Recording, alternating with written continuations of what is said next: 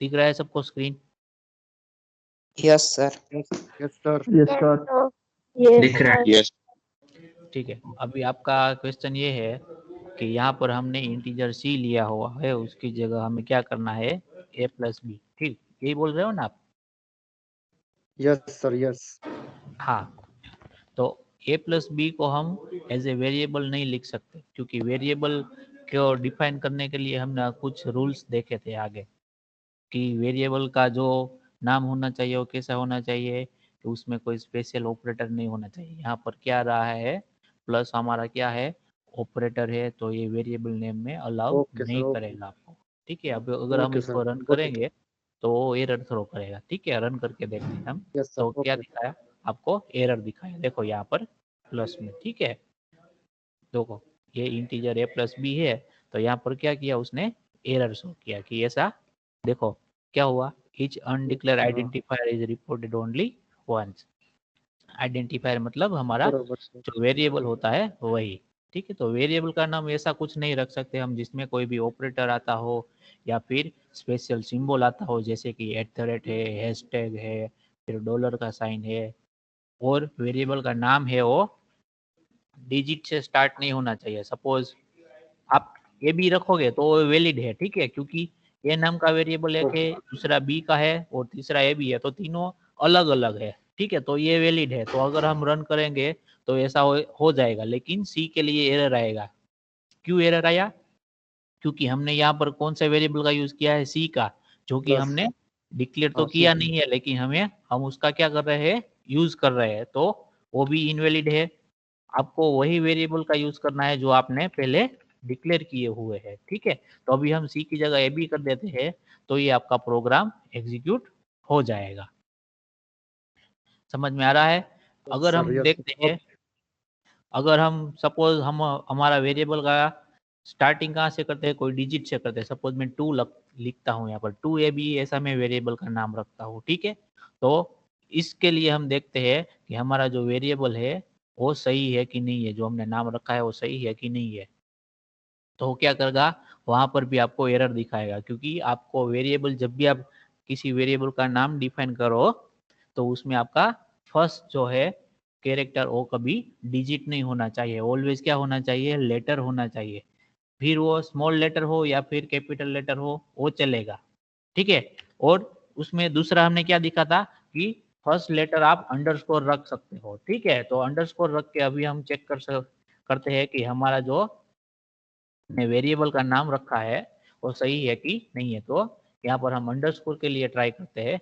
Variable का नाम क्या रखा हमने, अंडरस्कोर ए बी। तो अंडरस्कोर आप फर्स्ट में या फिर लास्ट में या फिर मिडल में कहीं पर भी अंडरस्कोर का आप यूज कर सकते हो। ठीक है, ओके सर। ओके। समझ में आ रहा है सबको? Yes sir. Okay. Thank you. Yes. Okay, तो अभी हम आगे बढ़ते हैं। हमने पहले यानी कि कल जो हमने लेक्चर लिया था, यानी कि मंगलवार को जो लेक्चर लिया था, उसमें हमने डिस्कस किया था कि कंप्यूटर है वो कौन सी लैंग्वेज में कम्युनिकेट करता है, बाइनरी 0 and 1 लैंग्वेज में, जिसमें कि 0 और 1 दो आंसर होता है, दो वैल्यू है होती है हमारे पास, 0 और 1। उसमें क्या करते हैं हम, हमारा कंप्यूटर है वो कम्युनिकेशन करता है। ठीक है, तो यहाँ पर हमने क्या लिया, a इक्वल टू 10 है और b इक्वल टू क्या है हमारे पास 15 है।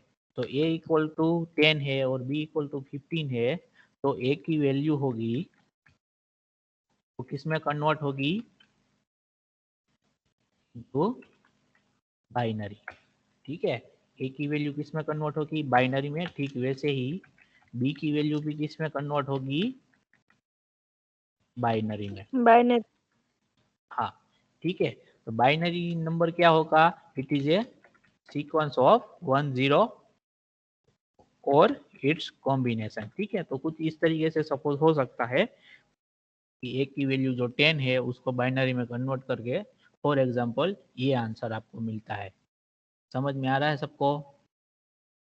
Yes sir. Yes sir. Yes sir.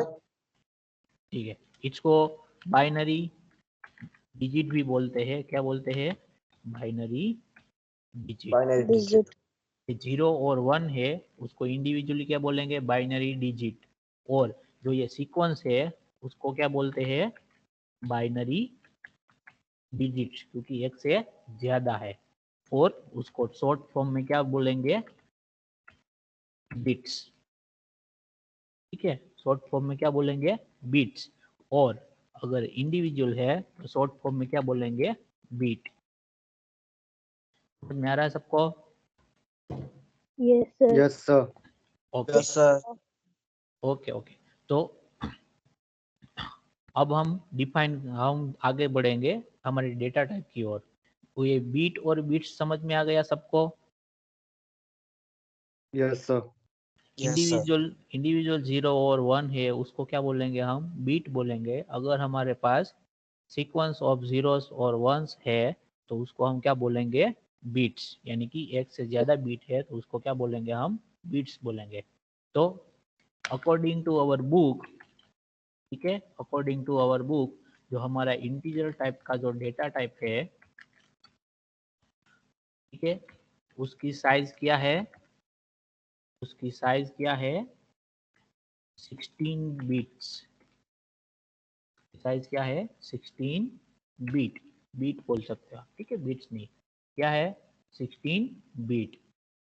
समझ में आ रहा है सबको? उसकी साइज क्या है, 16 बीट। अदरवाइज आप ये भी कह सकते हो उसकी साइज क्या है, 2 बाइट। 16 बीट का कन्वर्जन बाइट में किया तो 2 हुआ, ठीक है। तो 1 बाइट इक्वल टू कितने बीट हुए, कोई बता सकता है? 8 बीट, ठीक है। 8 1 बाइट इक्वल टू कितने हुए, 8 बीट। बिट। ओके। तो ये जो डेटा टाइप है उसकी साइज है वो अकॉर्डिंग टू स्टैंडर्ड बुक जो हम ANSI का यूज कर रहे हैं, ठीक है, तो उसके अकॉर्डिंग क्या है, 16 बीट है। ये किस पे डिपेंडेंट होता है,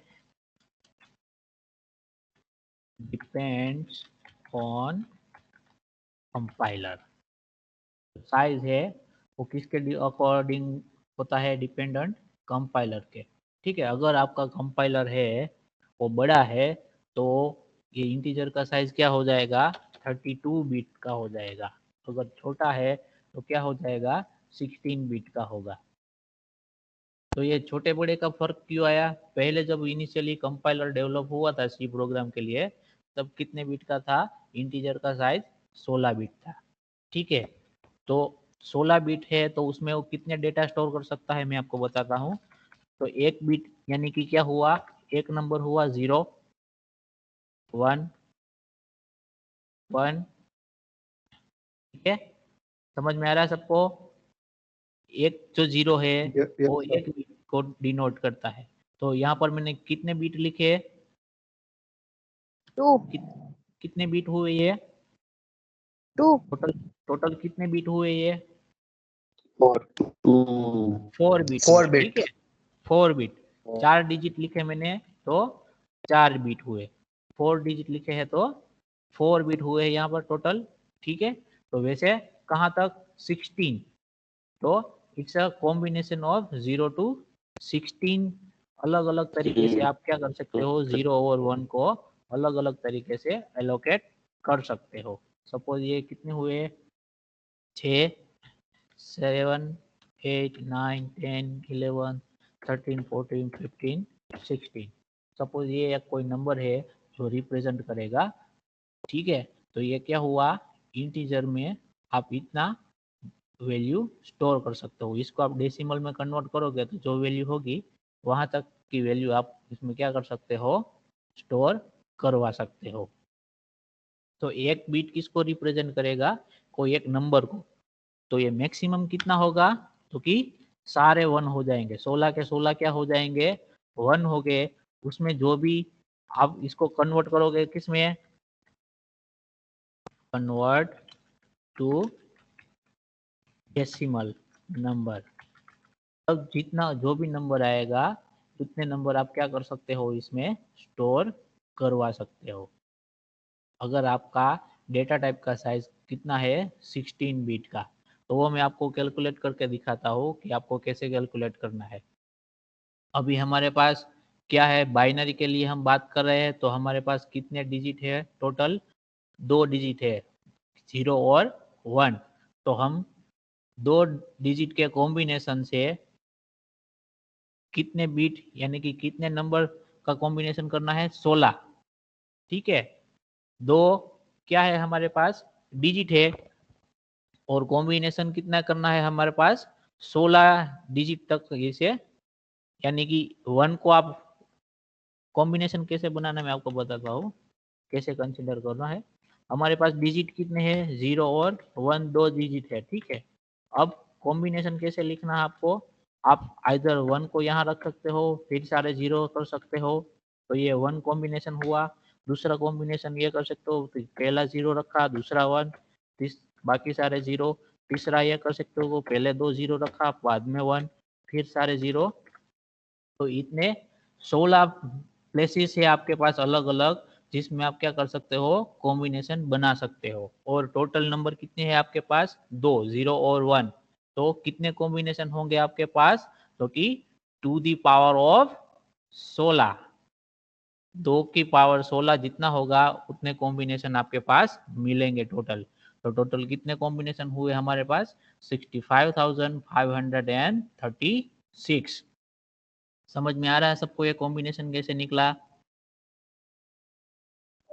सर 2:16 के आयु है ना? हाँ, ओके। 2 क्यों लिया हमने? क्योंकि हमारे पास 2 ही नंबर है, 0 और 1, इसलिए हमने क्या लिया? 2 लिया। उसके पावर में 16 लगाया, क्यों?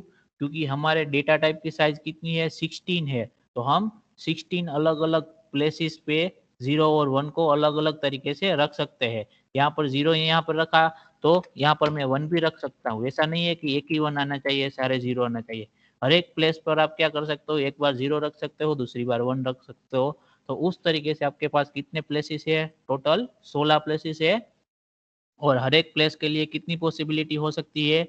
आइदर 0 और 1, 2 पॉसिबिलिटी हो सकती है। तो 2 की पावर कितनी होगी? 16। तो इतने कॉम्बिनेशन में आपको अलग अलग कॉम्बिनेशन में आप 0 और 1 को अरेंज कर सकते हो 16 प्लेसेस पे। समझ में आ रहा है सबको? Yes, sir. Yes, sir. तो उसका मतलब क्या Yes. हुआ कि आप इस 16 बिट का यूज करके आप इतनी इस नंबर मैक्सिमम ये नंबर होगा, तो आप उसका क्या कर सकते हो? स्टोर करवा सकते हो। तो इसको हम डिवाइड करेंगे 2 से। 2 से डिवाइड क्यों करेंगे? क्योंकि जितनी प्लस वैल्यू होगी उतनी भी हमको क्या करना है? माइनस वैल्यू को कंसिडर करना है। क्या करना है? जितनी प्लस वैल्यू हमारे पास है उतनी ही हमें क्या करनी है? माइनस वैल्यू को कंसिडर करना है। मैं आपको पीपीटी दिखाता हूँ। तो हमारे जो इंटीजर डेटा टाइप है उसकी रेंज क्या होगी वो मैं आपको बताता हूँ।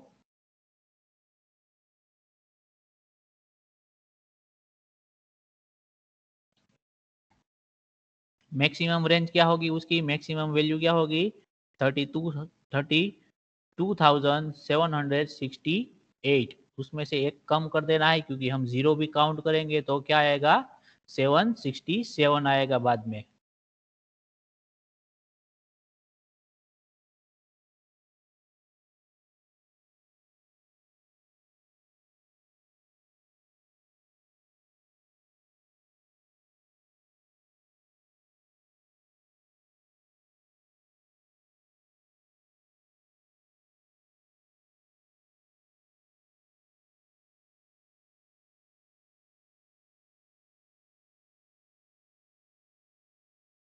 Hello. हाँ जी, 1 मिनट। दिख Okay, रहा sir. है? No स्क्रीन दिख problem. रहा है ना सबको? Yes, sir. Yes, Yes, sir. sir. Okay, तो ये नंबर आपको देखना है। ठीक है, इंटीजर डेटा टाइप है हमारा, उसके लिए बात कर रहे हैं हम। तो उसका रेंज क्या हुआ? 32,768, जो कि माइनस है, वहां से लेके पॉजिटिव में कितने? 32,767। ये कब की बात है? जबकि हमारा कंपाइलर है वो उसमें इंटीजर का डेटा टाइप, यानी कि इंटीजर डेटा टाइप का साइज कितना होना चाहिए? 2 बाइट। तब हम कितनी वैल्यू स्टोर करवा सकते हैं इंटीजर के अंदर? मैक्सिमम 32,761 तक की वैल्यू को क्या करवा सकते हैं, स्टोर करवा सकते हैं। मतलब क्या, मैं आपको दिखाता हूँ। उसके पहले में हम देख लेते हैं कि दूसरे कौन कौन से डेटा टाइप है। तो दूसरा डेटा टाइप है हमारे पास कैरेक्टर, जिसका शॉर्ट फॉर्म क्या है, CHAR। जैसे इंटीजर का क्या है, INT। कैरेक्टर की साइज क्या है हमारे पास, यहाँ पर 1 बाइट है। 1 बाइट यानी कि कितनी बिट हुई,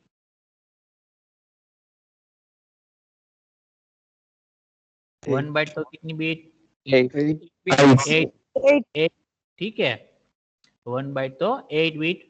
तो 8 बिट है तो उसके लिए वैल्यू की रेंज क्या होगी, -128 से 127 आएगा यहाँ पर। ठीक है, -128 से 127 तक का रहेगा। उसी तरह दूसरा डेटा टाइप है हमारे पास, क्या है, फ्लोट है, जिसकी साइज क्या है, 4 बाइट है। तो उसकी रेंज क्या रहेगी, 3.4 E -38। ई का मीनिंग क्या बताया था मैंने, कि जब कभी भी ई दिखे आपको तो उसको क्या करना है, आगे का नंबर है उसको मल्टीप्लाई 10 करना है, और ई के बाद जो भी नंबर है विथ इट्स साइन, यहाँ पर माइनस है तो 10 टू द पावर कितना आएगा, -38। वहां से लेके +38 पावर तक आपका क्या होगा, फ्लोट का रेंज होगा। वैसे ही डबल है तो उसकी साइज कितनी है, 8 बाइट है। 8 बाइट है तो कितनी बिट हुई यहाँ पर, कितनी बिट्स होगी, 64 बिट्स होगी। ठीक है, हाँ जी, 64 yes. बिट होगी। तो उसके अकॉर्डिंग जो भी वैल्यू मिलेगी हमें वो फॉलो करना है। अभी हम यहाँ पर आ जाते हैं। ये जो बीट और बाइट है वो कहाँ पर एलोकेट होंगे, जो हमने अगले लेक्चर में डिस्कस किया था कि हमने क्या किया, इंटीजर ए को डिक्लेयर कर दिया। ठीक है, ये किया, क्या किया हमने, डिक्लेयर किया। डिक्लेयर किया तो मतलब क्या हुआ, जो आपकी जो मेमोरी है, ठीक है, मेमोरी में क्या हुआ, एलोकेशन हुआ। ठीक है, मेमोरी क्या हुई, ए वेरिएबल को मेमोरी क्या हुई, अलोकेट हुई। यानी कि जो हमारा ब्लॉक था, हम जो डायग्राम में देखते थे कि मेमोरी ब्लॉक असाइन हो रहा था, वो ब्लॉक उसको मिला, लेकिन ब्लॉक के अंदर वैल्यू नहीं है। तो वो ब्लॉक की साइज कितनी होगी, जब कभी भी आप अपना न्यू हाउस परचेस करने जाते हो, ठीक है, तो उसमें अलग अलग टाइप के हाउस होते हैं। फॉर एग्जांपल 1 BHK है, 2 BHK है, 3 BHK है। ठीक है, तो उसी तरह हमारे पास क्या है, अलग अलग साइज के डेटा टाइप है। इंटीजर जो डेटा टाइप है वो 2 बाइट का है, यानी कि 16 बिट्स का है। तो जो कि कैरेक्टर है हमारा वो 1 बाइट का है, यानी कि 8 बिट का है। फिर फ्लोट है वो 4 बाइट का है, यानी कि 32 बिट्स का है। तो उसको आप ऐसे देख लो कि 1 BHK है, 2 BHK है और 3 BHK है। ठीक है, तो अगर 1 BHK होगा तो उसकी कंपैरिजन में 2 BHK है, उसमें कारपेट एरिया बड़ा होगा। समझ में आ रहा है सबको, Yes. Yes, बड़ा होगा कि नहीं होगा, या फिर 1 BHK बड़ा होगा,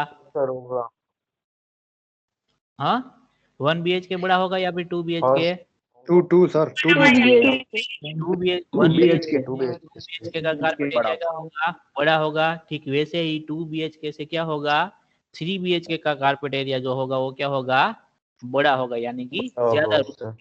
या इन शॉर्ट आप देख लो कि 1 BHK में एक रूम बेडरूम होगा, 2 BHK में 2 बेडरूम होगा, या फिर 3 BHK में क्या होगा, 3 बेडरूम्स होंगे।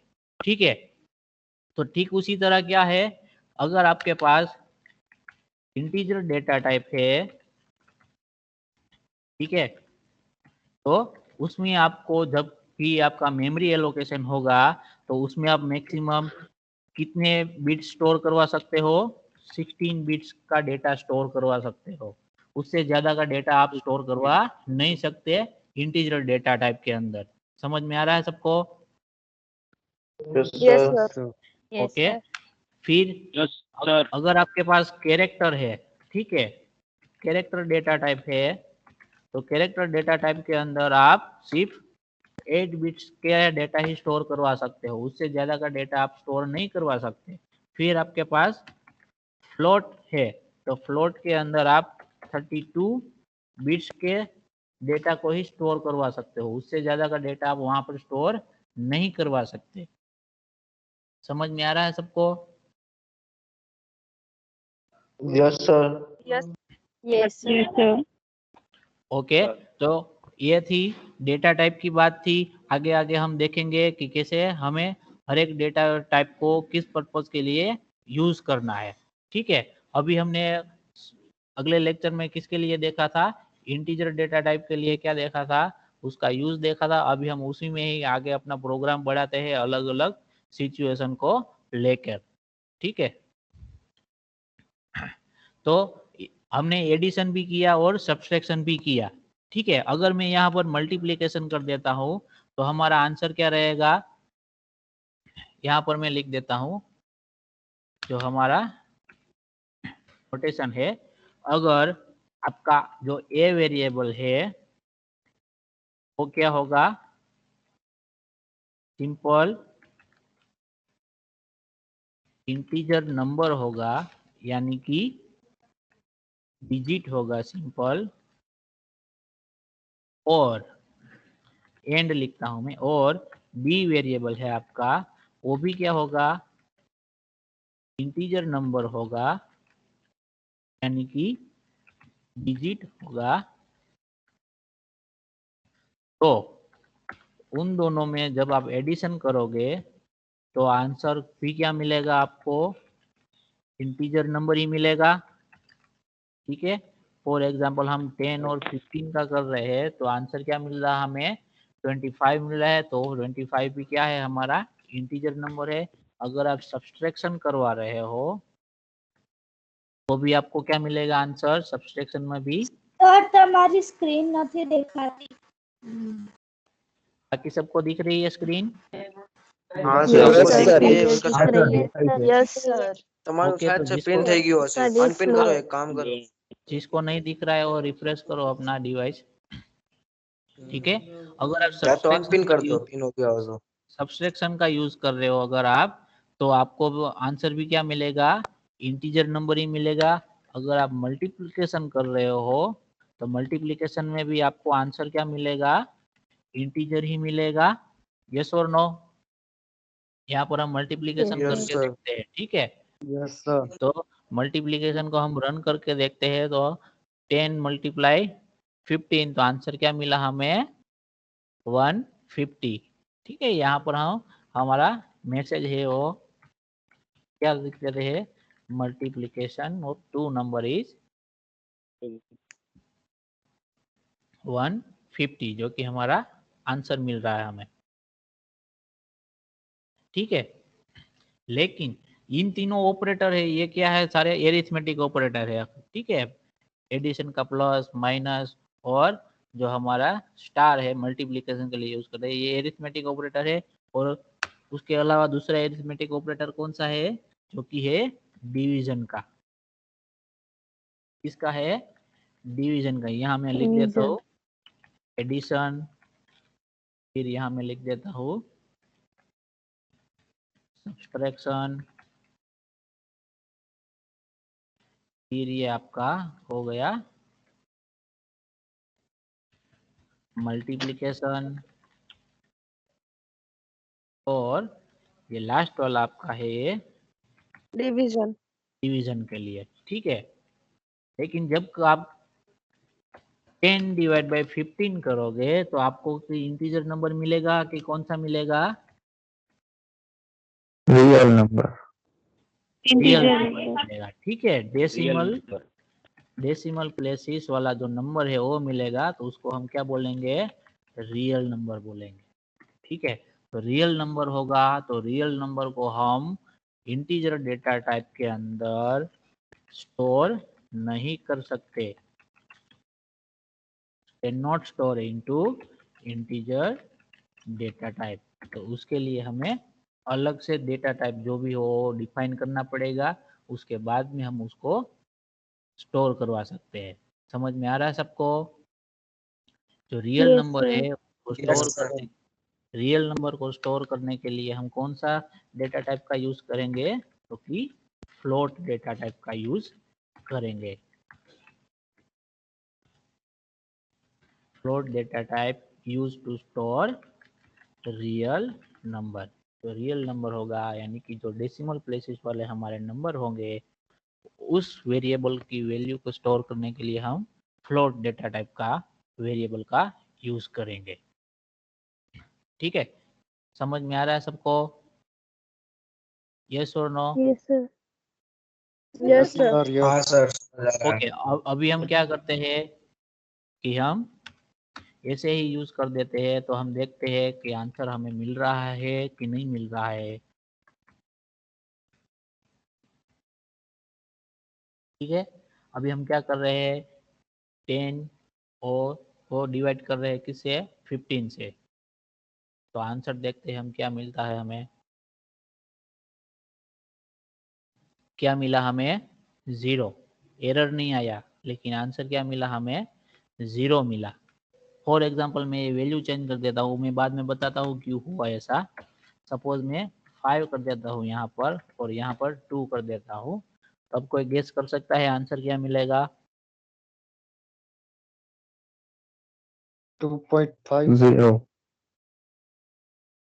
2.5 सर 2.5 एक्चुअल आंसर मिलना चाहिए। ठीक है हमें, लेकिन 2.5 आंसर क्या मिलेगा, 2 मिलेगा। क्यों 2 मिलेगा? क्योंकि इंटीजर है, वो आपको आंसर क्या है, पॉइंट के बाद का आंसर कोई भी रिटर्न नहीं करेगा, वो पॉइंट से पहले का ही आंसर होगा वही रिटर्न करेगा आपको। ठीक है, तो पॉइंट से पहले क्या होगा, ओके 2 होगा, तो सिर्फ क्या करेगा, 2 को ही रिटर्न करेगा। समझ में आ रहा है सबको? क्योंकि हम क्या कर रहे हैं, यहाँ पर यस दो इंटीजर का डिवीजन कर रहे हैं। तो उस सपोज आपको ऐसा लगेगा कि सपोज ये इंटीजर है इसके लिए ऐसा हो रहा है, तो हम इसको यहाँ पर क्या कर देते हैं, फ्लोट कर देते हैं। ठीक है, उसको क्या करेंगे, हम फ्लोट करेंगे और हम हमारा प्रोग्राम रन करेंगे। देखते हैं हमारा प्रोग्राम रन होता है कि नहीं होता है। तो हमारा प्रोग्राम रन नहीं हुआ, रन हुआ भी तो भी आंसर क्या आया, गलत आया। ऐसा आंसर आना चाहिए, नहीं आना चाहिए। ठीक है, जब कभी भी ऐसा गलत आंसर आए उसका मतलब नहीं है कि आपका प्रोग्राम सही है। वार्निंग दिखाया आपने, क्या दिखाया, %d। ठीक है, %d के साथ आपको कौन सी आर्ग्यूमेंट देनी है, कोई एक वेरिएबल देना है, लेकिन वो वेरिएबल का डेटा टाइप क्या होना चाहिए, डिजिट वाला, यानी कि इंटीजर नंबर वाला होना चाहिए। तो उसके लिए क्या यूज करते थे हम, int। लेकिन यहाँ पर हमारा जो ab है, अंडरस्कोर ab वेरिएबल है, वो किस टाइप का है, फ्लोट टाइप का है। तो फ्लोट टाइप के वेरिएबल को प्रिंट करने के लिए हम क्या यूज करेंगे, %d की जगह %f का यूज करेंगे। समझ में आ रहा है सबको ये बात? Yes, yes sir. सर अगर आपको यस सर। आपको इंटीजर वेरिएबल की वैल्यू को प्रिंट करवाना है तो हम क्या यूज करेंगे, %d यानी कि डिजिट वाला। अगर फ्लोट वेरिएबल की वैल्यू को प्रिंट करवाना है तो क्या यूज करेंगे, %f यानी कि फ्लोटिंग पॉइंट वाला जो नंबर है वो प्रिंट होगा। अब हम रन करेंगे तो अब हमें आंसर मिलेगा फ्लोटिंग पॉइंट में, डेसिमल प्लेसेस में आंसर मिलेगा, लेकिन करेक्ट आंसर नहीं मिलेगा। क्यों?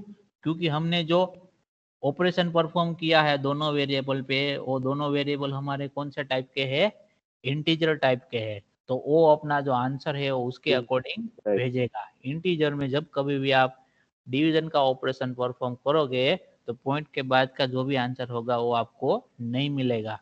तो उसके लिए आपको क्या करना होगा, ये दोनों जो वेरिएबल है उन दोनों में से किसी एक को भी आप अगर फ्लोट कर देंगे ना तो चलेगा। सपोज यहाँ पर हम देखते हैं, ठीक है, कि हमने ए को फ्लोट कर दिया है। ठीक है, तो आंसर क्या मिला आपको, करेक्ट आंसर मिला जो कि 2.5 है। किसी दोनों वेरिएबल है जो ऑपरेशन के अंदर जो दो वेरिएबल यूज हो रहे हैं, दोनों में से किसी एक का भी जो आपका डेटा टाइप है वो फ्लोट है, तो दूसरा जो इंटीजर है ऑटोमेटिक किसके अकॉर्डिंग वर्क करेगा, फ्लोट के अकॉर्डिंग वर्क करेगा। समझ में आ रहा है सबको? अगर दोनों ही फ्लोट मतलब है यहाँ फर्स्ट पर, वाला ने फ्लोट આપવાનું સર ऐसा जरूरी नहीं है फर्स्ट को ही देना है, आप दोनों को दे सकते हो। ठीक है, अब इसको दोनों को हमने देके हम फिर से रन करते हैं तो भी हमारा आंसर क्या आएगा, सही रहेगा। ठीक है, ओके सर। समझ में आ रहा है सबको? Yes Yes. Sir. Yes, sir. Okay, सबको समझ में आ गया ये वाला ऑपरेशन फ्लोट वाला? हाँ सर। ओके, तो यस तो अभी हमें प्रोग्राम ऐसा बनाना है, कौन सा प्रोग्राम, आगे का जो हमने लिखा था वो भूल जाओ, अभी हमें प्रोग्राम बनाना है किसके लिए? हाँ ठीक है, अभी हमने ये डिवीजन वाला देखा। ठीक है, अब क्या करना है, अब यहाँ हम क्या कर रहे थे, जो वैल्यू थी हमारी क्या थी, फिक्स वैल्यू थी। ठीक है, अगर हमें यहाँ पर जब प्रोग्राम रन हो रहा है, एग्जीक्यूट हो रहा है, तभी हमें वैल्यू को क्या करना है, एंटर करवाना है, जो कि हम हमारे एल्गोरिदम में हर बार वैसे ही करते थे कि read value of A B C. तो रीड का मतलब क्या था, जब एग्जीक्यूट हो रहा है प्रोग्राम आपका, रन हो रहा है, तभी हमें क्या उसकी वैल्यू को एंटर करना है। ठीक है, तो उसके लिए क्या करेंगे हम, तो प्रिंट के लिए हमारे पास क्या फंक्शन है, प्रिंटफ फंक्शन है। ठीक वैसे ही स्कैन करने के लिए हमारे पास कौन सा फंक्शन है, स्कैनफ करके Scanf. स्कैनफ फंक्शन है। यानी कि हमारे प्रोग्राम के अंदर इनपुट देने के लिए कौन सा फंक्शन है हमारे पास, स्कैनफ वाला फंक्शन है। ठीक है, तो अभी हम क्या करते हैं, पहले प्रोग्राम का ही देख लेते हैं। यहाँ पर क्या करते हैं, हम इंटीजर यूज करते हैं, यहाँ पर भी इंटीजर यूज करते हैं, और ये वाला भी क्या कर देते हैं, हम इंटीजर कर देते हैं, और यहाँ डिवीजन की जगह क्या कर देते हैं, एडिशन कर देते हैं, और हमारा आंसर भी क्या करते हैं, हम एडिशन कर देते हैं। ठीक है, और यहाँ पर भी क्या कर देंगे हम, परसेंटेज डी। तो अब ये बड़ा E=5 और B=2 की हमें जरूरत नहीं है, क्योंकि हम क्या कर रहे हैं, हम जब प्रोग्राम एग्जीक्यूट करते हैं तभी हमें क्या करना है, हमारे ए और बी की वैल्यू को रीड करना है। ठीक है, तो हमें इंटीजर टाइप की वैल्यू को रीड करने के लिए हम क्या यूज करेंगे, परसेंटेज डी। जैसे कि हम इंटीजर टाइप की वैल्यू को प्रिंट करने के लिए भी क्या यूज करते थे, परसेंटेज डी। तो जब कभी भी आपको इंटीजर टाइप का जो वेरिएबल है उसकी वैल्यू को रीड करना हो, या फिर उसकी वैल्यू को डिस्प्ले करना हो, यानी कि प्रिंट करना हो, तो दोनों टाइम पे आपको किसका यूज करना है, परसेंटेज डी का यूज करना है। ठीक है, तो उसके बाद क्या करोगे, कोमा करोगे। अब अगर आपको प्रिंट करना होता है ए को, तो आप क्या लिख देते, सीधा ऐसे ए करके लिख देते, लेकिन हमें क्या करना है, उसको रीड करना है। तो जो भी वेरिएबल होगा उसके आगे क्या आएगा, M% का साइन आएगा। ये M% क्या नोट करता है कि आपकी जो भी इस पर्टिकुलर स्टेटमेंट से जो भी वैल्यू रीड होगी वो कहाँ स्टोर करनी है, कि वेरिएबल ए है उसका जो एड्रेस है मेमोरी में, वहां उस एड्रेस पे उस वैल्यू को क्या करना है, स्टोर करना है, ताकि आगे जब कभी भी हमने प्रोग्राम में एक ही वैल्यू की जरूरत पड़े तो उस मेमोरी एड्रेस की जगह से हम क्या करेंगे, एक ही वैल्यू को रीड करेंगे। तो जो M% है वो किसके लिए दिखाते हैं हम, कि हम जो भी वैल्यू रीड कर रहे हैं वो कहाँ स्टोर करना है, तो कि एड्रेस पे स्टोर करना है, M% लिखा है तो, लेकिन कौन से एड्रेस पे, तो कि जो ए वेरिएबल को मेमोरी में एड्रेस असाइन हुआ है वहां पर हमें क्या करना है, उसको स्टोर करना है। और उसके बाद ये स्टेटमेंट कंप्लीट हो गया हमारा, तो हम क्या लिखेंगे, सेमीकोलन। ठीक उसी तरह हमें क्या करना है, बी के लिए करना है, क्या लिखेंगे हम, स्कैनफ परसेंटेज डी लिखेंगे डबल कोट में कोमा करके। अब हमें किसके लिए वैल्यू चाहिए, बी वेरिएबल के लिए, तो यहाँ पर हम क्या लिखेंगे, बी वेरिएबल का नाम यानी कि बी लिखेंगे। अब हम हमारा प्रोग्राम एग्जीक्यूट करके देखते हैं। ठीक है, तो अभी हमारा प्रोग्राम एग्जीक्यूट हो गया है। ठीक है, अब ये कर्सर ब्लिंक हो रहा है, उसका मीनिंग क्या है कि प्रोग्राम हमारा है और हमसे इनपुट एंटर करने के लिए बोल रहा है। लेकिन यहाँ पर आपको पता नहीं चलेगा अगर कोई मैसेज प्रिंट नहीं किया हुआ है तो। ठीक है, तो उसके लिए हम मैसेज भी प्रिंट करवाएंगे कि आपका प्रोग्राम रन होता है तो कैसे डिस्प्ले होना चाहिए मैसेज, ताकि जो कोई भी यूजर हो उसको इनपुट देने में आसानी रहे। अभी हम क्या कर देते हैं, दो नंबर एंटर कर देते हैं। फॉर एग्जांपल फर्स्ट नंबर हमने क्या किया, 12 एंटर किया। उसके बाद क्या करना है आपको, एंटर प्रेस करना है। जब भी आप एंटर प्रेस करोगे तो 12 है वो किसको असाइन हो गया, ए वेरिएबल को। अब बी वेरिएबल के लिए वो वैल्यू को पूछ रहा है, तो कौन सी वैल्यू डालूं इसमें, सपोज मैं 52 डालता हूं। प्रोग्राम क्या हो गया, स्टॉप हो गया क्योंकि ज्यादा टाइम हो गया। तो ठीक है, अभी हम क्या डालते हैं, 52 डालते हैं। ठीक है, 52 के बाद क्या करेंगे हम, एंटर जब भी प्रेस करेंगे तभी क्या होगा, आगे का कोड है वो एग्जीक्यूट होगा। तो अभी मैं एंटर प्रेस कर रहा हूँ, वो एडिट करने को मना कर रहा है तो हम वहां पर नहीं जाएंगे। ठीक है, हाईलाइट किया था ना तो उसको ऐसा लगता था कि हम एडिट कर रहे हैं। तो अभी 52 प्लस 12 किया तो उसका आंसर क्या मिला हमें, addition of two number is 64। 64। अगर मैं सेम प्रोग्राम दोबारा रन करूंगा, ठीक है, तो दोबारा हम मुझे वैल्यू पूछेगा तो इस बार मुझे कोई नई वैल्यू डालनी है। फॉर एग्जांपल मैं 45 डालता हूँ और दूसरी क्या डालता हूँ 78, तो उन दोनों का एडिशन मुझे मिलेगा। तो ये आपका एडिशन का प्रोग्राम हो गया, क्या हो गया, जनरल प्रोग्राम हो गया। उसके अंदर आप कोई भी दो वैल्यू डालोगे तो उसका आंसर आपको एडिशन होके मिलेगा। समझ में आ रहा है सबको? Yes sir. Yes, sir. अभी हम क्या करेंगे, Yes, sir. Proper message print करवाते हैं। यहाँ मैसेज प्रिंट करने के लिए कौन सा फंक्शन यूज करूंगा मैं, प्रिंटफ फंक्शन का यूज करता हूँ। ठीक है, प्रिंटफ मुझे क्या करना है, पहले वैल्यू ए वेरिएबल के लिए वैल्यू लेनी है, यानी कि फर्स्ट वैल्यू लेनी है मुझे। तो मैं ऐसा मैसेज लिखता हूँ, मैं enter first value equal to कर देता हूँ मैं। ठीक है, तो ये मैसेज प्रिंट होगा।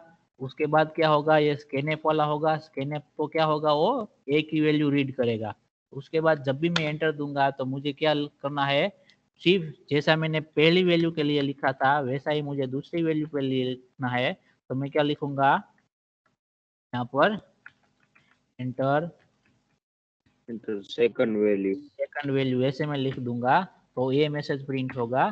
ठीक है, तो इससे क्या होगा, आपका जब भी आप प्रोग्राम एग्जीक्यूट करोगे तो आपको पता चलेगा कि इनपुट में आपको कब देना है और कैसे देना है। ठीक है, इसको रन करके देखते हैं कि आउटपुट में हमने प्रोग्राम कैसे मिलता है। तो देखो, जैसे एग्जीक्यूट हुआ आपको पूछा गया है, मैसेज प्रिंट होके आया कि फर्स्ट वैल्यू आप एंटर करो। पहले भी ये कर्सर तो आता था लेकिन कोई मैसेज नहीं आता था, तो हमें पता नहीं चलता था कि हमारा प्रोग्राम एग्जीक्यूट हो रहा है कि नहीं हो रहा है। तो हम हमारे प्रोग्राम में ऑलवेज यूज करेंगे ऐसे मैसेज, जिससे कि यूजर है जो प्रोग्राम को एग्जीक्यूट कर रहा है उसको अगर कोई इनपुट देना है तो उसमें आसानी रहे। ठीक है, तो हमने मैसेज लिखा था एंटर फर्स्ट वैल्यू, उसके बाद वो किसकी वैल्यू पूछ रहा है, तो कि ए की। यहाँ पर हमें डिस्प्ले यहाँ पर लिखने की जरूरत नहीं है कि हम ए के वेरिएबल के लिए वैल्यू पूछ रहे हैं या फिर बी के लिए पूछ रहे हैं। वो हमें प्रोग्राम के अंदर ही समझ लेना है कि ए की वैल्यू पूछ रहे हैं तो ए में चली जाएगी, बी की वैल्यू पूछ रहे हैं तो कहाँ चली जाएगी, बी के अंदर। ठीक है, यहाँ पर मैं फॉर एग्जांपल 23 डालता हूँ फर्स्ट वैल्यू, फिर सेकंड वैल्यू में डालता हूँ 98 फॉर एग्जांपल। तो उसका जो एडिशन का आंसर होगा वो मुझे मिलेगा, जो कि है 121। समझ में आ रहा है सबको? Yes sir. Yes, sir. Okay, तो अभी मुझे प्रोग्राम बनाना है। किसके लिए बनाना है प्रोग्राम, कि to find average of 3 number. 3 number है जो हमारे पास, उसके लिए हमें क्या करना है, 3 नंबर के लिए एवरेज फाइंड करना है। तो उसके लिए हमने एल्गोरिदम बनाया था, सबको याद है algorithm? Yes, Yes, sir. Yes sir, याद है। उस एल्गोरिदम को हम ओपन Yes, करके sir, रखते याद हैं है। हमारे पास। ठीक है, ओके, Yes, sir. तो ये एल्गोरिदम भी है हमारे पास। तो एल्गोरिदम में स्टार्ट है, उसका मतलब हमें कहाँ लिखना है, स्टार्ट मतलब ये हमारा वॉइड मेन का अंदर का, वहां तक हमें पहुंच जाना है। ठीक है, ये सारा मैं डिलीट कर देता हूँ। यहाँ तक पहुंच गए, स्टार्ट हो गया। फिर फर्स्ट स्टेप क्या है, रीड नंबर ABC। तो यहाँ अल्गोरिदम में सिंपल लिख दिया है कि एबीसी को रीड करो, लेकिन प्रोग्राम में कन्वर्ट करने के लिए जब आपके पास एबीसी को रीड करने के लिए पहले तो क्या होना चाहिए, आपके पास तीनों वेरिएबल होने चाहिए डिक्लेयर किए हुए, ठीक है। उसके बाद क्या कर सकते हो आप, उसको रीड कर सकते हो। रीड करने के लिए कौन सा फंक्शन यूज करोगे,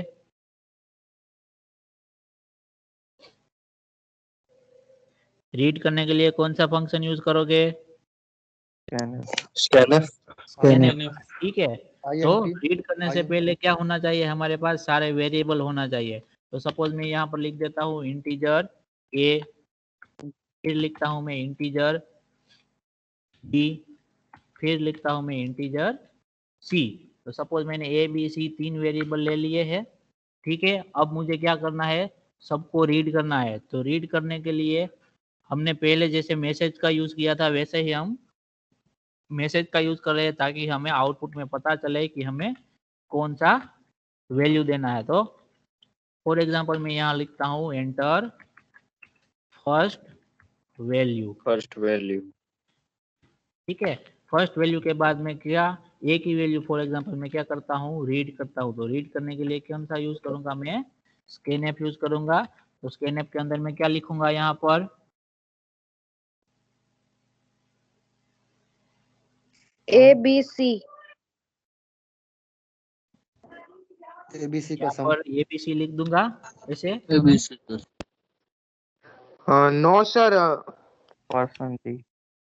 हाँ, क्या लिखेंगे हम, परसेंटेज डी, ताकि हमको परसेंट डी, पता चले, Percentage D and comma and A.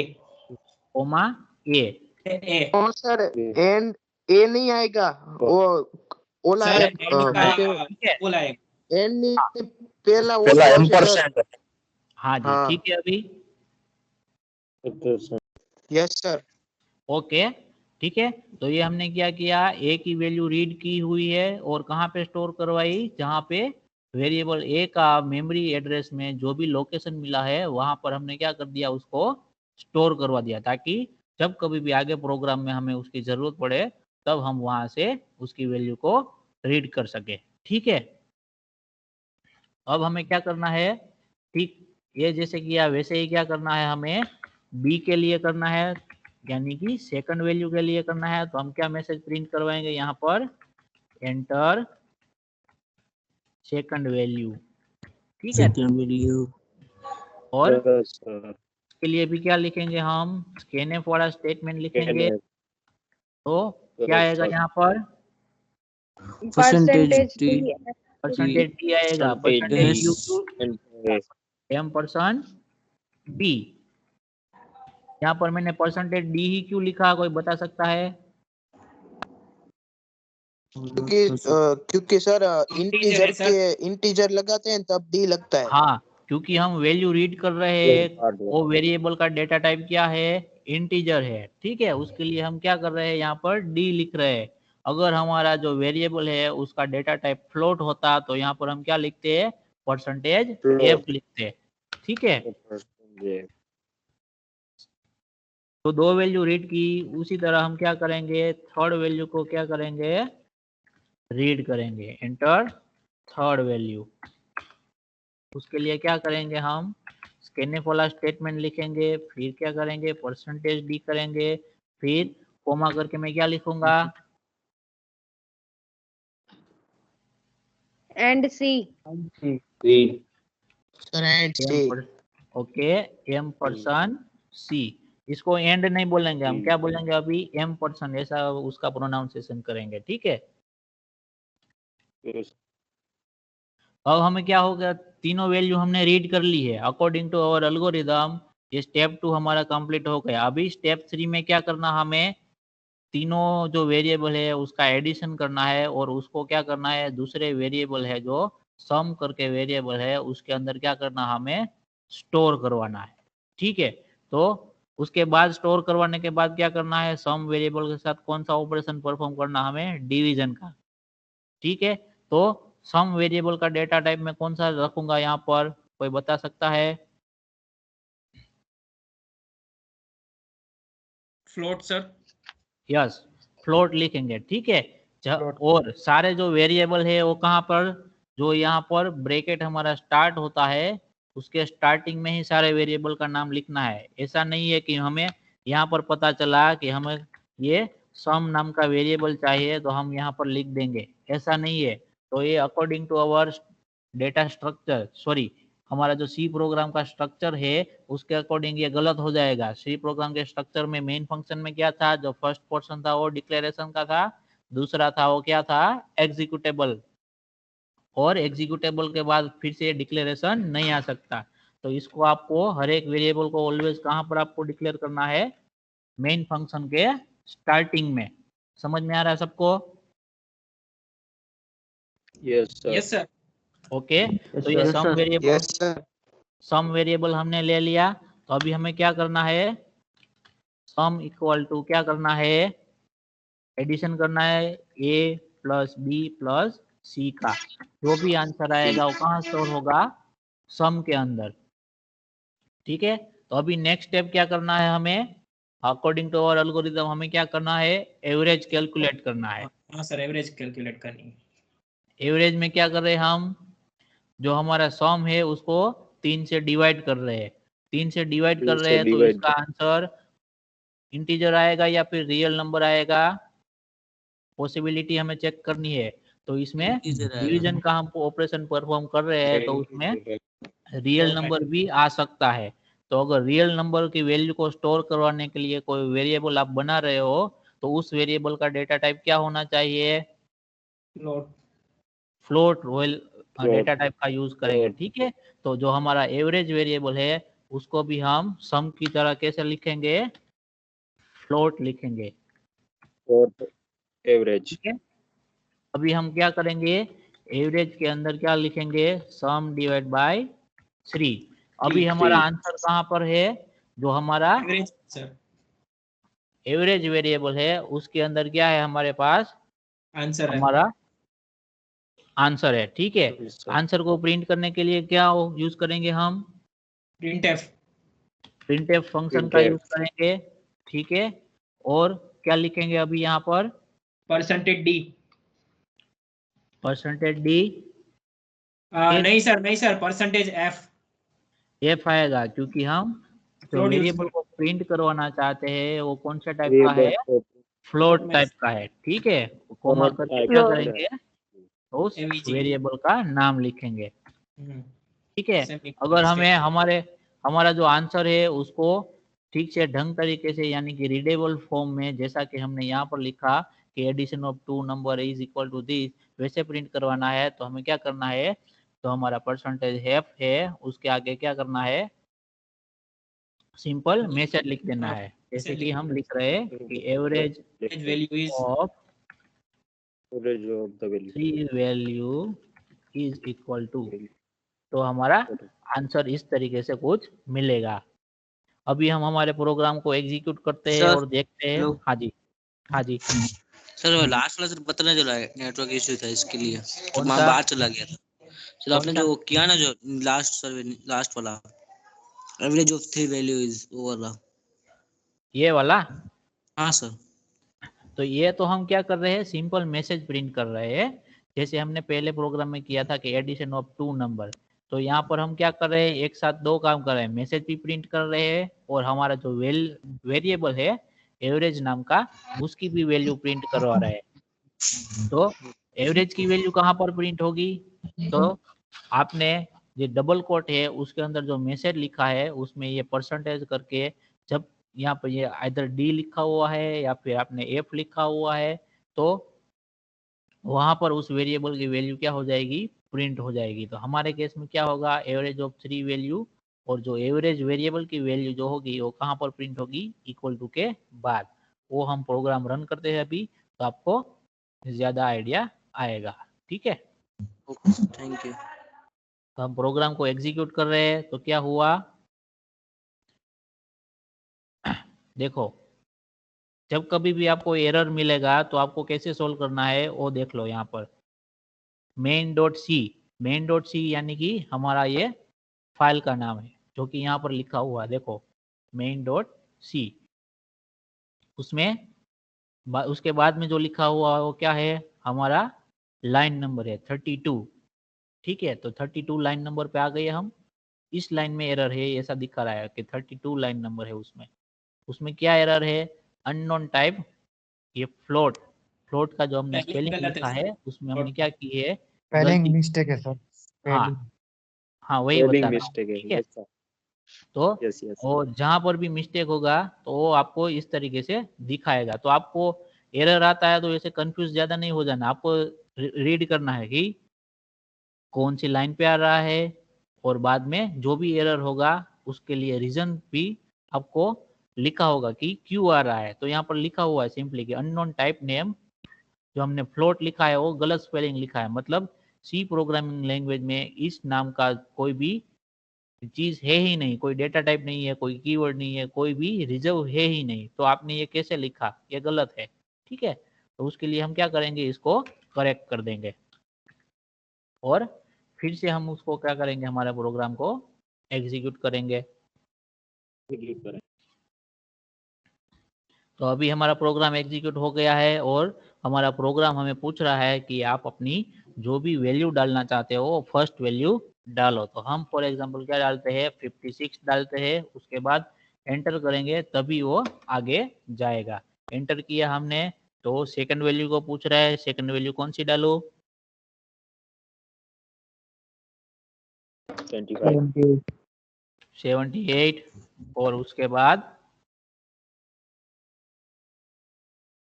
98 98। ठीक है, तो अभी हमारा आंसर मिलेगा 77.33। तो अगर आपको कैलकुलेट से वेरीफाई करना है तो आप यहाँ से कर सकते हो।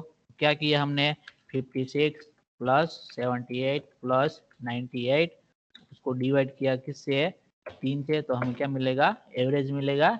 तो ये आंसर मिला हमें।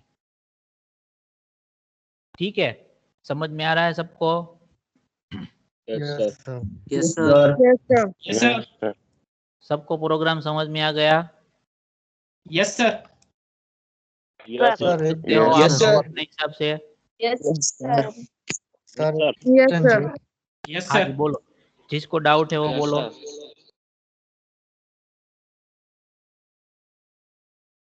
जिसको डाउट है वो बोलो। नो सर, कोई भी डाउट नहीं है। सबको सब कुछ समझ में आ गया? Yes sir yes sir. Yes, hello sir. हाँ sir. Hello Yes, sir. sir. Sir એક ક્વેશ્ચન છે हाँ बोलो बोलो।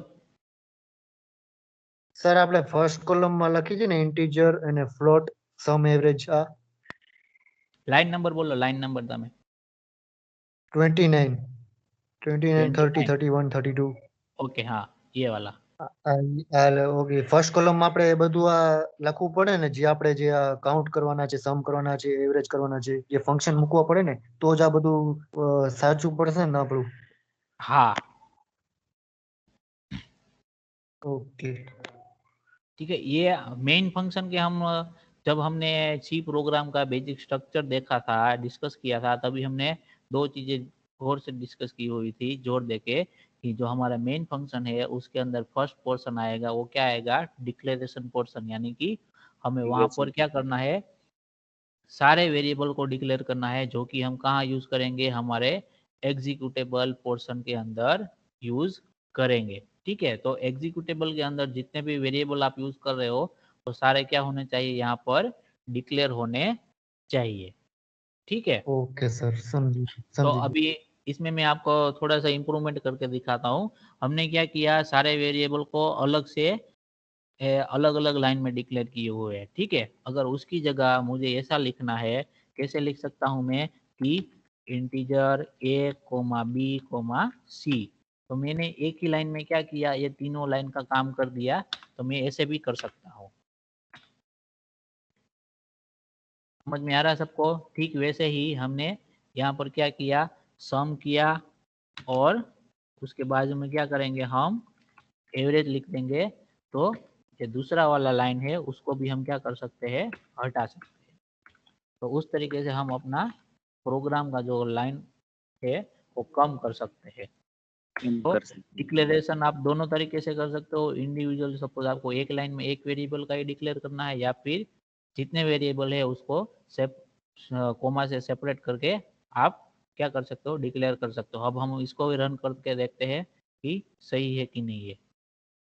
तो हमारे फर्स्ट वैल्यू को पूछा हमने, इस बार हम डालते हैं 45 फॉर एग्जांपल, सेकंड वैल्यू डालते हैं 78, थर्ड वैल्यू डालते हैं 15। तो हमें क्या मिला, आंसर मिला, क्या मिला, 46। तो डिक्लेरेशन वेरिएबल का है आप इस तरीके से भी कर सकते हो, एक ही लाइन में बहुत सारे वेरिएबल को आप डिक्लेयर कर सकते हो। समझ में आ रहा है सबको? ओके सर, बरोबर। Yes sir. Yes sir. और किसी को कोई डाउट है इसमें? No sir. No sir. तो इस तरीके से प्रोग्राम बना सकते हो आप दूसरे एल्गोरिदम के लिए। Yes sir. Yes sir. Okay, तो अभी आपको सर। किसके लिए? हाँ जी, हमको कोई भी एरर आएगी तो हमको स्टेप के साथ बता देगी ने? हाँ जैसे हमने अभी आपके देखा था ना, जो स्टेप है इसमें जो एरर आ रही है अभी। हाँ हमने अभी देखा था ना कि एरर कहाँ है। फॉर एग्जांपल मैं आपको यहाँ पर दिखाता हूँ, ठीक है, ये INTE करके दिखाता हूँ, ठीक है। यह इसको मैं एग्जीक्यूट करूंगा तो मुझे दिखाएगा कि 29 नंबर में, ये 29 नंबर है वो क्या है आपका, जो है लाइन नंबर है वो 5 है, वो आपका क्या है, कॉलम नंबर। यानी कि यहाँ से लेके 1 2 3 4 5 यहाँ पर आपका क्या है, एरर है। मतलब आपको लाइन नंबर मिल जाएगा तो आपको पता चल जाएगा कि एरर कौन सा है। और यहाँ पर देखो ये एरो भी बताएगा कि कहाँ पर आपका एरर है, ठीक है। यहाँ पर हमने देखा ये वाला। अब दूसरी जगह हम चेक करके देखते हैं। सपोज यहाँ पर मैं डी की जगह क्या करता हूँ, मैं एफ का यूज करता हूँ, ठीक है। तो चलेगा कि नहीं चलेगा वो मैं आपको बताता हूँ।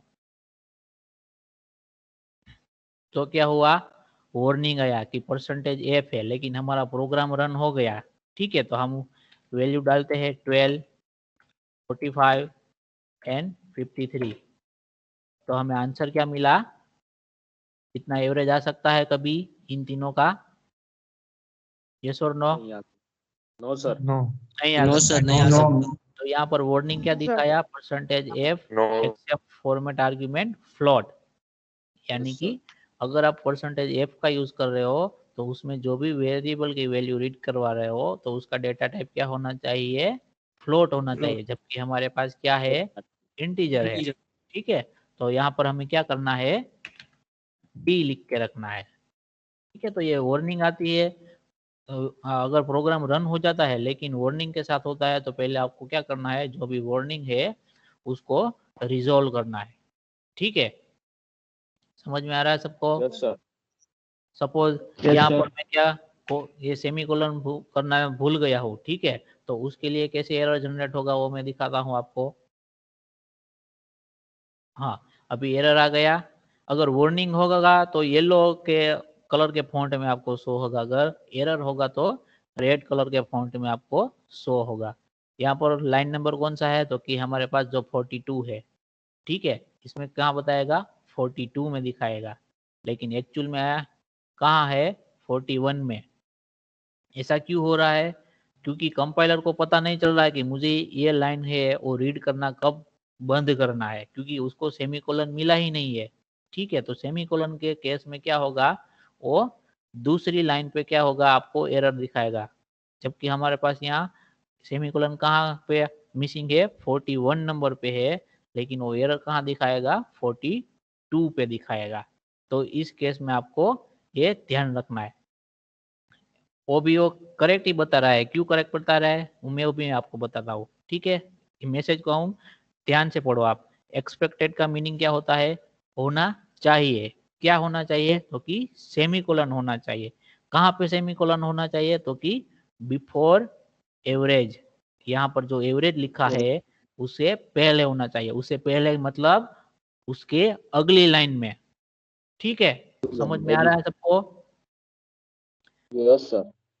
तो उस तरीके से आपको जो भी एरर मैसेज मिलता है उसको ध्यान से पढ़ना है, उसके बाद उसको रिजोल्व करना है। अगर मैं यहाँ पर रिजोल्व कर देता हूँ, रन करता हूँ, तो हमारा प्रोग्राम क्या हो जाएगा, एग्जीक्यूट हो जाएगा और हमें हमारा आंसर मिलेगा।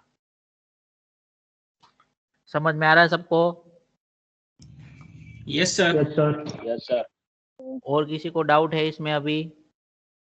No sir. No sir. No sir. Okay, तो ये प्रोग्राम मैं कॉपी करके रख देता हूँ, ठीक है। सारा वाला ये वाला है जो, इसको हटा देता हूँ।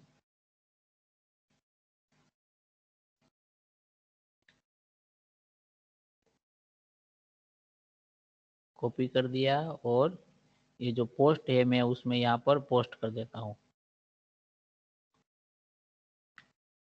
तो आप सबको ये मिल जाएगा, ठीक है। तो अभी आपको क्या करना है कि ये जो परसेंटेज वाला, जो परसेंटेज फाइंड करने के लिए जो हमने एल्गोरिथम बनाया था, तो उसके लिए आपको क्या करना है, प्रोग्राम डेवलप करना है, ठीक है। समझ में आ रहा है सबको? Yes sir. Yes sir. Yes sir. तो ये आपके Yes, sir. होमवर्क में है, यस सर। आप रिव्यू करेंगे कि कैसे करना था, ठीक है। Yes sir. Okay sir, done. Done तो सर। अभी मैं अटेंडेंस ले लेता हूँ, तब तक किसी और को क्वेश्चन है इसमें तो आप बता सकते हो। Yes sir.